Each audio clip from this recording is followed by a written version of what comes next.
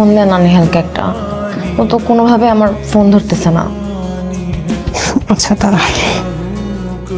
Hello hello Nehal ভাই, আমি মিতু বলছিলাম। জাফরিন একটু আপনার সাথে কথা বলতে চাচ্ছে, আপনি প্লিজ জাফরিনের সাথে একটু কথা বলেন না। শোনো শোনো, ওর সাথে কোনো কথা দূরে থাকে, আমার সাথে আর সম্পর্ক রাখারই কোনো ইন্টেনশন নাই। প্লিজ আমাকে রিকোয়েস্ট করো না, আমি পারবো না। আমি বুঝতে পারছি যে সব শেষ হয়ে গেছে, আর কথা বলা না বলাটাও আপনার ব্যাপার। প্লিজ নেহাল ভাই, আমার জন্য হলে আপনি 2 মিনিট প্লিজ জাফরিনের সাথে একটু কথা বলেন। হ্যালো নেহাল, তুমি প্লিজ আমার কথাটা একটু শোনো। আমি তোমাকে কয়েকদিন ধরে বলতেছিলাম না আমার কিছু কথা আছে তোমার সাথে। আমি আসলে এই কথাগুলোই বলতে চাচ্ছিলাম, কিন্তু আমার না সাহস হয় না।